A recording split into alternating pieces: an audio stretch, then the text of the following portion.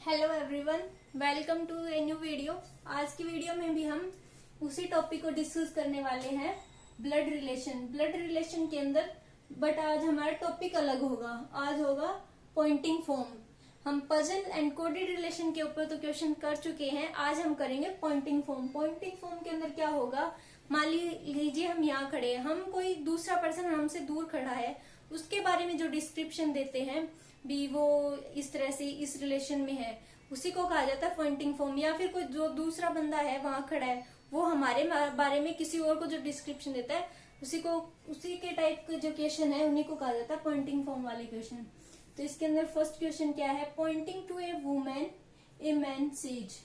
एक आदमी है, ये किसी एक यहाँ वुमेन है, उसके बारे में पॉइंट करके कह रहा है she is only daughter in law of the father of my son. अब ये कह रहा है कि वो सिर्फ एक ही बहू है। किसकी बहू है? इनका जो बेटा है, मतलब इसका खुद का जो सन है, इसका खुद का ये सन हो गया। इसके फादर कौन हो गया?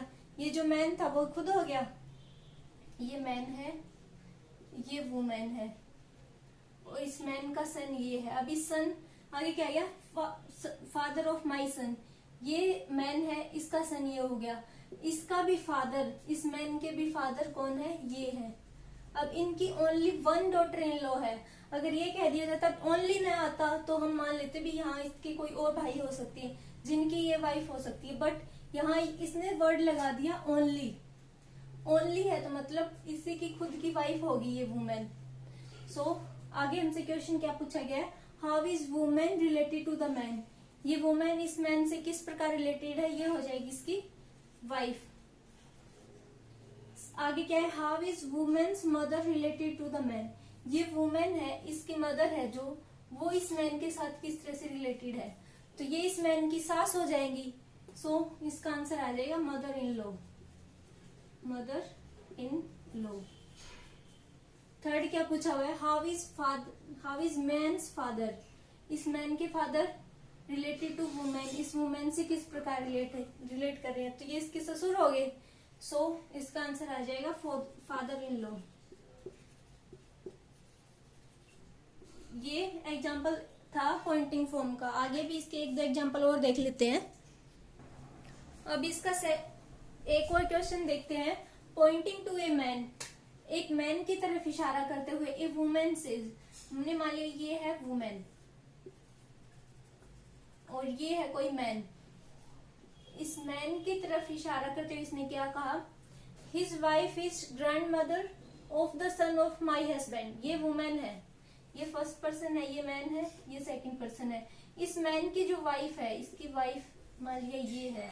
ये कौन है? ये है ग्रैंड मदर। किसकी ग्रैंड मदर है? Is the grand mother of son of my husband. ये वुमेन कह रही है मेरे हस्बैंड। इसका मतलब इसके हस्बैंड कौन हो गया? ये। अब इसका सन ये हो गया, तो इस सन की ये ग्रैंड मदर है। तो ये डायग्राम इस तरीके से बनेगा। आगे क्या पूछा है, how is the man related to women. ये मैन इस वुमेन से किस प्रकार रिलेटेड है, तो ये वुमेन, इस वुमेन का ये हस्बैंड के ये फादर, तो इसके क्या हो जाएंगे? ससुर। सो ये हो जाएगा फादर इन लॉ।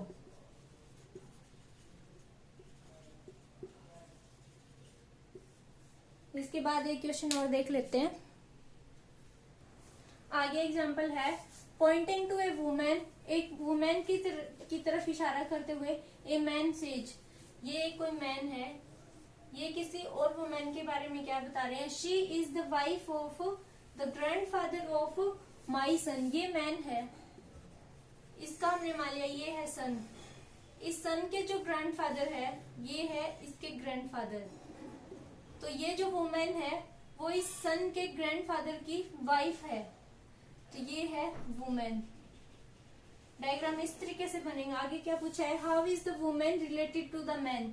ये वुमेन इस मैन से किस तरह रिलेटेड है। ये जो मैन है ये इसके सन है, सो इसके भी सन होंगे। सो वुमेन इसकी क्या हो जाएगी? मदर हो जाएगी। इनके अंदर सबसे मेन यही होता है भी डायग्राम बनाना। डायग्राम बनाने के बाद चाहे कितना ही कठिन क्वेश्चन पूछ ले, हम इसको सॉल्व कर सकते हैं। एक एग्जाम्पल और है, Ram's father is Mohan's grandfather. ये है राम, राम के जो फादर हैं ये हो गए फादर, ये है ग्रैंडफादर, ग्रैंडफादर किसके हैं, मोहन के, ये है मोहन। सो मोहन के ये है ग्रैंडफादर और राम के है ये फादर। तो आगे क्या पूछा, how is Mohan related to Ram, Mohan और राम का क्या रिलेशन है, तो राम का सन हो जाएगा मोहन। सो इसका आंसर आ जाएगा सन। देखिए हमें सबसे मेन था इस चैप्टर के अंदर कॉन्सेप्ट समझना। क्वेश्चन तो हम रीजनिंग की कोई भी बुक लेके उसमें से कर सकते हैं। मेरे को लगता है कि आपको इतना समझ आया होगा। अगर ना समझ आया हो तो कमेंट सेक्शन में जरूर बताएं। इसके साथ ही ये चैप्टर होता है यहीं पे एंड। Thank you.